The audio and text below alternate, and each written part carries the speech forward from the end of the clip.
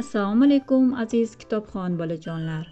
Olmaliq shahar axborot kutubxona markazi xodimlari sizlar uchun sevimli yozuvchimiz Abdujabbor Obidov qalamiga mansub bo'lgan Nozik oy va maymoq ertak qissasini o'qishni tavsiya qilamiz.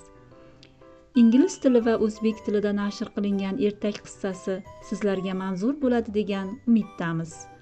Ezgulik va yaxshilik inson qadrini xoh keksa xoh yosh bo'lsin nurlantiradi. Hayotga qiziqish va muhabbat bilan qarashga o'rgatadi.